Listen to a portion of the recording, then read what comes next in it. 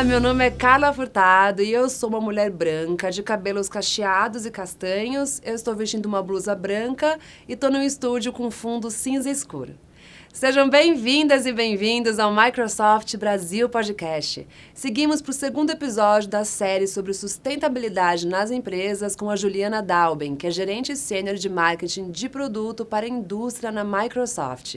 Hoje ela recebe a advogada, especialista em desenvolvimento sustentável e direitos humanos, Vitoriana Gonzaga, para falar sobre os desafios de implementação de ESG.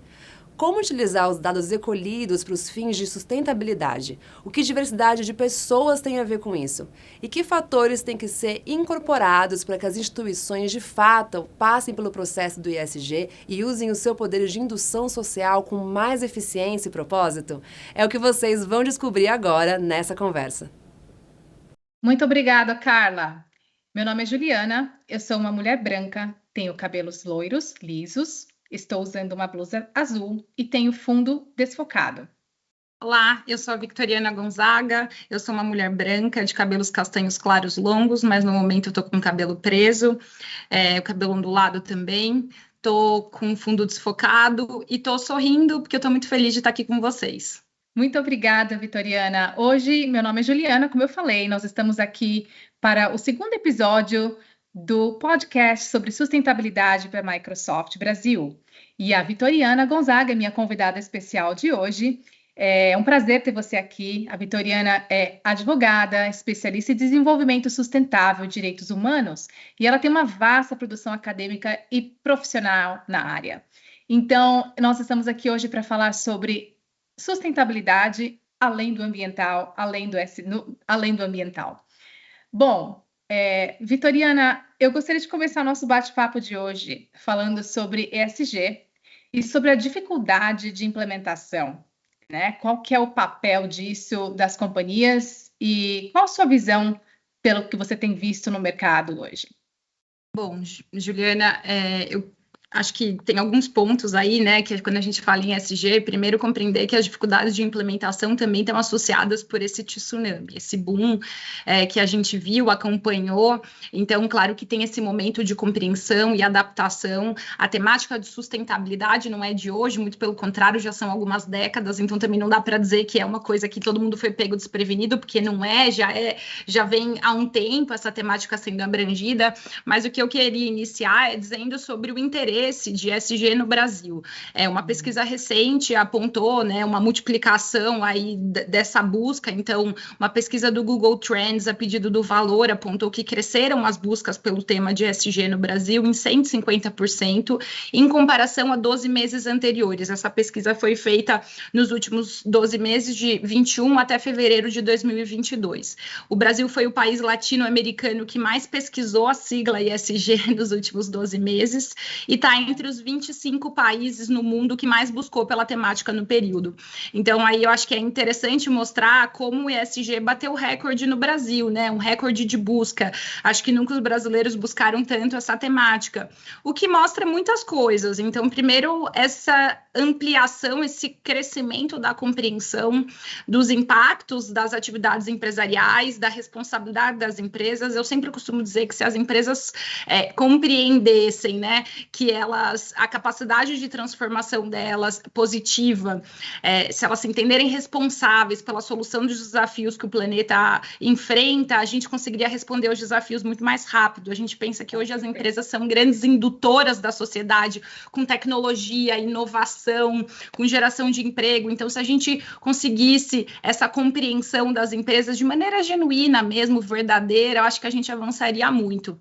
Então, é nesse sentido, assim, brevemente, o propósito, hoje existe uma maior compreensão do propósito das empresas, né, acompanhada de um modelo de negócio que não está só pautado em resultado financeiro, então, indo contra essa visão tradicional do interesse do acionista. Acho que também aí um ponto que tem estimulado o crescimento da temática é a questão do avanço de data e informações. Então, hoje, se a gente pensar a possibilidade de metrificação das medidas, dos avaliadores, valores, isso é muito por causa de tecnologia. E aqui um ponto interessante quando a gente fala em data, né? Pensar nessa compreensão dos dados, das informações, é entender como uma agenda de riscos e oportunidades, e que também conecta com valores, né? Se a gente pensar que hoje datas e informações estão associados, quais são algumas dificuldades que a gente encontra, por exemplo, no social? Essa dificuldade de metrificação, enquanto ambiental existe uma facilidade maior. Então, como a tecnologia ela é aliada também para essa formulação de dados, né? E para a gente tangibilizar. Mas, essencialmente, acho que... Desculpa. Não, eu estava concordando com você. Eu acho realmente difícil você tangibilizar a questão da tecnologia no social, como você falou, né? No ambiental, a gente tem visto aí a crescente demanda de tecnologia para ajudar com a questão de dados, para as empresas terem noção do que elas estão emitindo da emissão de carbono e como elas podem melhorar isso, mas as outras caixinhas, né, do ESG, a gente nem sempre tem esse auxílio. Realmente é um bom ponto que você levantou. Eu gostaria de que você falasse um pouco, já que você tocou no social, né? A gente fala muito das 3 caixinhas, ambiental, social e governança. Como que a gente pode ir além disso para a nossa implementação de uma boa estratégia de ESG? Bom, eu acho que e além da divisão das 3 caixinhas, primeiro também entender os desafios de implementação. Já conectando um pouquinho com a resposta anterior, acho que não existe uma receita de bolo, eu sempre costumo dizer isso, não existe uma receita de bolo, não vai ocorrer da noite para o dia, não é um processo orgânico, é preciso de decisão, ação e suporte. Então, acho que assim, compreender que o ESG, ele é uma viagem, um caminho e não um destino, então a gente precisa, assim, integrar os fatores na tomada de decisão e numa gestão dos investimentos como um todo, como um processo dinâmico e holístico, entender que é uma temática transversal. Então, quando a gente pensa que é uma temática transversal, a gente pensa que a integração, ela não é de uma área de sustentabilidade, uma área ESG, não, ela é da empresa, e quando eu falo que ela é da empresa, eu estou dizendo que ela é transversal e vertical, ela é uma agenda do CEO, ao tático operacional, porque não adianta a gente ter ali o que tem de propósito se a gente não tangibiliza e coloca na prática, então ela tem que passar desde a estratégia até questões gerenciais, até o tático operacional, e ela é uma agenda também horizontal, numa medida em que ela não é uma agenda só para a área específica de relacionamento com investidores, para uma área específica de sustentabilidade, ela é uma agenda também do RH, uma agenda de compras sustentáveis, uma agenda da área de logística, então é uma agenda da área de inovação, da área de recrutamento, né, do RH, como já comentado. Então, entender essa necessidade de compreender a agenda além de uma área específica já é um grande passo, e acho que, para mim, a grande dificuldade, eu acho que dessa compreensão do ir além das 3 caixinhas é também entender que a agenda de ESG e sustentabilidade, muitas vezes ela é tratada como sinônimo, eu não entendo necessariamente o que é sinônimo, eu entendo que são propósitos diferentes, mas a gente tem que entender que é uma agenda que ela tem que ir além dos reportes, Juliana, não é só comunicar aos investidores, não é ficar só aí. Então, quando a gente pensa numa questão do exercício do reporte, né, hoje a gente pensa nos indutores de mercado, o Fórum Econômico Mundial aponta que existem 180 atores no ecossistema de ESG. É muita gente, é muita forma, existe muitas formas de você reportar, existem diferentes indutores de mercado e não são processos baratos, então aí também conecta com o desafio de implementação. O drive da temática não tem que ser necessariamente como você reporta. Claro que aqui ninguém é inocente, entender que o reporte ele é necessário e ele é bem visto, porque você precisa comunicar para os seus diferentes stakeholders, seja eles seus consumidores, investidores, mas é entender que essa mudança de mentalidade não é só estar conforme, não é só ter estratégia, é realmente compreender os impactos dessa agenda, né? Criar valor, transformar. Então, isso muito propiciado por essa visão transversal e horizontal. E, claro, quando a gente pensa nesses diferentes balizadores, indutores de mercado, um dos pontos que eu entendo é ferramenta não falta, aí também dialogando com tecnologia. A gente tem muita ferramenta, a gente tem muita...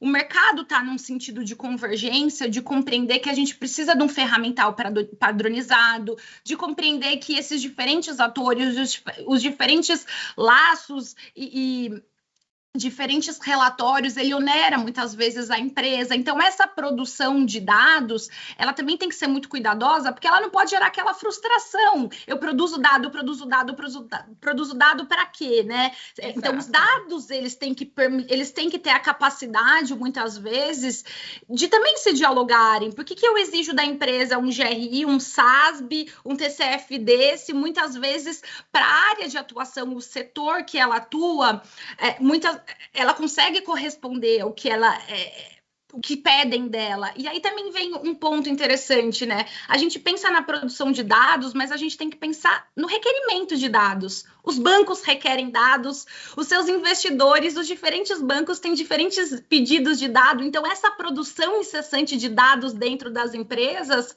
as pessoas precisam se preparar para responder os dados, não é só chegar a um questionário, os questionários são tricky, não é tão simples responder questionário. Então, pensar também essa lógica crítica em relação à produção de dados, os dados têm que ser de qualidade, porque senão a gente vira num sistema de checklist, checkbox, de conformidades, que muitas vezes não dialoga com a realidade, porque no papel cabe tudo, mas e a realidade, principalmente nos aspectos sociais? Então, Ju, acho que é um pouquinho esse sentido, né, que eu queria trazer, e claro que sair dessas caixinhas também é entender que os dados, os indicadores, sejam eles quantitativos ou qualitativos, eles têm que ser monitorados de maneira contínua, né, num sistema aí de measure tools, de diferentes formas, ferramentas de gestão, de forma a alocar recurso. Não é só produzir, é alocar recurso posterior. Eu produzo dado para quê? Então, eu produzo dado para conhecer a empresa, eu produzo dado para reforçar ou questionar o meu propósito. Tá fazendo sentido o caminho que eu estou seguindo? Para, claro, não só isso, mas eu produzo dado para me permitir entender como a temática também está sendo feita lá dentro, se eu preciso descentralizar, se eu não preciso, se eu preciso repensar o meu planejamento estratégico. Então, é um pouco assim, eu produzo dado para quê? Recentemente, um cliente me falou, né? Eu trabalho com uma empresa de consultoria multinacional e um grande questionamento era, eu queria entender melhor a atuação dos meus funcionários, a diversidade dos meus funcionários. E uma das coisas que a gente falou é, você quer entender a diversidade para quê? Para direcionar internamente, para criar vaga, porque faz diferença. Porque só perguntar qual que é a sua orientação sexual por perguntar, também não sei se faz sentido. Exato. Os dados, eles têm que provocar uma atuação, uma ação em relação a eles. Não apenas ficar gerando uma série de dados, dado por si só não fala muita coisa. E você tocou na questão da diversidade, né? Eu acho um ponto bacana. Quando a gente fala em ESG, não tem como não falar em diversidade e tecnologia também. Então, qual que é a sua experiência em relação a isso, o que você tem visto por aí em termos de tendências e como as empresas estão se comportando em relação a isso? Eu acho que a diversidade ele é um tema que para a gente é muito tangível, né? Porque eu costumo dizer que a diversidade... Eu vou dar aqui, né? A Hannah Arendt não sou eu. Hannah Arendt fala que os direitos humanos não são um dado, são um construído. E eu costumo dizer que, usando ela, que a diversidade é um dado, mas a inclusão é um construído. Porque a diversidade é um dado, Ju. Eu sou branca, você é branca, outras pessoas têm outros marcadores sociais, orientação sexual. Então, quando a gente pensa em marcadores sociais, eu acho que é primeiro entender, de novo, não tem receita de bolo, não é orgânico, precisa de compreensão e transformação. Então, quando eu penso a diversidade, eu acho que entender que a diversidade ela é muito mais do que só uma inclusão. A diversidade é um mindset. Trazer diferentes mindsets para dentro da empresa é oportunidade de negócio. Então, eu sempre lido com a diversidade como riscos e oportunidades. A falta de diversidade te gera riscos legais, riscos de imagem reputacional, de retenção retenção de talento, mas não só esses riscos, mas ela te gera oportunidade. Então, quando eu penso nos diferentes marcadores sociais da diferença, e aí eu tô falando de diferentes marcadores mesmo, muitas vezes, se a gente pensar nas produções de dado recente, tem uma produção muito agora, faz um mês que foi lançada do Ethos, por exemplo, em que eles falam sobre a presença de mulheres, negros, idosos, PCD nas empresas. A gente também tem que entender a diversidade para além dessas caixinhas muito tangíveis, né? Pensar aí quando a gente fala, por exemplo, em classes sociais, territorialidade, diferentes etárias, diferente background dentro da empresa. Um grande desafio que eu vejo diariamente atuando em diferentes empresas de diferentes setores é a diferença de background. Botar um engenheiro com um advogado para conversar não é fácil. Com certeza, eu sei bem. Então, eu sou advogada, eu estou no meio de um monte de engenheiro, de consultoria ali, riscos operacionais. Então, quando a gente pensa essa diversidade, esse leque da diversidade, entender que a diversidade é um dado, primeiro, eu já ouvi muito, hoje reduziu os discursos, tá, Ju? Mas eu ouvia muita gente dizendo, olha, mas vocês estão querendo que a empresa faça muitas vezes o que a política pública não faz.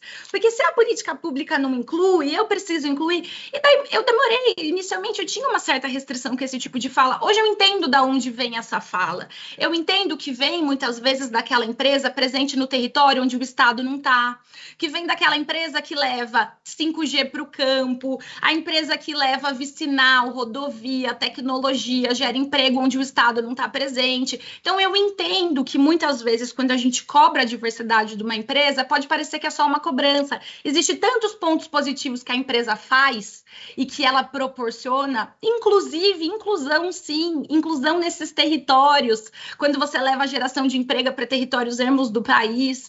Então, eu entendo de onde vêm essas falas. O que eu não entendo é quando a gente lida com a diversidade como se fosse uma coisa do outro.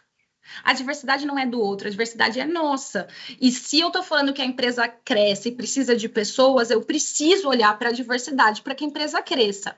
Nesse sentido, né, eu queria trazer aí alguns dados, tá, Ju, sobre tecnologia, que eu acho que é interessante a gente abordar. Quando a gente fala em diversidade hoje na tecnologia, entrevistado, um estudo recente, né, Quem Cada Brasil, aí que tentou entender a realidade da diversidade nas equipes de tecnologia no Brasil, o que a gente viu é que sim, existe um retrato da diversidade nas equipes de tecnologia no Brasil, em que, com base em percepção, né, 64% dos casos, as mulheres representavam no máximo 20% das equipes de tecnologia. Ou mesmo, em 67% dos casos analisados, as pessoas que moram em bairros periféricos e vulneráveis representam o máximo de 10% nas equipes. Não há, em 85% das equipes, não há pessoa com deficiência. 32,7% do caso não tem pessoa negra na equipe de tecnologia. E aí, né, 95,9% não tem pessoas indígenas ou de população tradicional, né, população tradicional aí, que seja quilombola, ribeirinha, indígena. Então, além disso, em 77% dos casos, um máximo de 10% declararam a orientação diferente da heterossexual. O que eu acho que esses dados mostram? Eu acho que mostram muitas coisas. Primeiro que a tecnologia, a tecnologia é a diversidade, a tecnologia é a inovação. A tecnologia, ela questiona, né? Ela nos escancara os nossos, pelo menos para mim, tá? Escancara muitos dos meus gatilhos e dos meus medos de não conseguir ali lidar, de não ter tanta facilidade. Então, com certeza. A tecnologia, ela carrega uma maior responsabilidade, eu entendo, tá? Primeiro, porque a gente precisa estimular a inclusão das pessoas nas equipes de trabalho, senão a gente vai ficar sem funcionários. Principalmente num país como o nosso, né? Num país tão diverso como o nosso, esses números que você falou aí são impressionantes, né? Você pensar que não ter representação de pessoas em áreas periféricas, uma cidade como São Paulo, por exemplo, que muita gente mora em periferia, né? E você fala, poxa vida, não existem pessoas que não acessam, não conseguem trabalho em empresas de tecnologia, é um papel muito importante que elas têm na inclusão, realmente. Mas acho que é também entender aí numa posição um pouco de provocação, tá? Entender o papel da tecnologia num sentido também crítico, né? Quem são as pessoas que precisam de uma formação para trabalhar com tecnologia? As faculdades de engenharia hoje são faculdades tradicionais no Brasil, são faculdades que não são baratas, principalmente engenharia de informação, de tecnologia. Então, quando a gente pensa não só as questões de acesso à educação, mas quando a gente pensa acesso ao equipamento em si, né? Aí a gente vê dados relacionados à classe social, então entender, eu costumo sempre dizer, né, essa produção, se a gente pensar nas diferentes responsabilidades e essa necessidade de não dividir em caixinhas, vamos sair de caixinhas, vamos pensar que o impacto ambiental, ele também tem um impacto social. Eu também costumo trazer como provocação quando a gente fala da reciclagem de lixo eletrônico. Essa reciclagem de lixo eletrônico, ela não poderia estar sendo direcionada num programa de inclusão social para pessoas que não vão só ser incluídas para aprender a trabalhar, mas que elas vão ser incluídas com emprego. Porque quando a gente pensa em plano de empregabilidade, também as pessoas acham muito que existem muitos mitos, e quando a gente fala em diversidade, a gente tem que lembrar que a gente está falando de vieses inconscientes, a gente está falando de muitas compreensões que a gente nem questiona. Então, a gente já associa a tecnologia ao masculino, mas isso é uma construção social.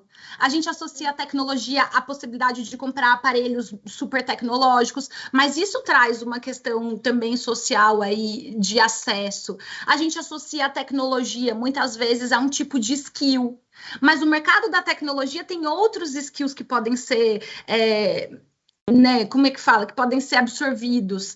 Então, eu acho que também é papel da tecnologia pensar quais são os vieses inconscientes, quais são essas construções sociais que dificultam a inclusão da mulher, por exemplo, da pessoa negra, no mercado da tecnologia. Então, isso é sim uma responsabilidade da empresa, principalmente porque se a gente pensar hoje, das 100 maiores economias do mundo, 69 são empresas, um dado de 2015, era pré-pandemia, a pandemia intensificou essa concentração de grandes empresas. 70% das maiores economias do mundo são empresas, não são PIB. Então, essas empresas, elas não podem ficar só com o ônus de um crescimento, com o bônus do crescimento, desculpa. Também tem o ônus de enfrentar essas situações difíceis na sua corresponsabilidade. E se a gente está falando de uma visão enraizada na sociedade que dificulta mulheres ir para engenharia, mecatrônica, que seja, eu desconheço, tá? Também é papel da tecnologia questionar esses vieses. Então, fica aí um chamado, tá? Eu achei excelente essa reflexão para todos nós aqui, e principalmente para a gente refletir o quanto a sustentabilidade vai além do ambiente, vai além das questões que a gente acha mais fáceis de serem endereçadas, né? A questão social muito importante, a questão da diversidade muito importante. Eu adorei o nosso papo. Infelizmente, a gente vai acabar por aqui, mas eu acho que fica aí o chamado para todo mundo refletir e realmente endereçar essas questões. Temos uma oportunidade de melhoria, isso que é o mais bacana. Te agradeço, Vitoriana, pela sua presença aqui com a gente e espero manter o contato com você também. Muito obrigada. Obrigada pelo convite.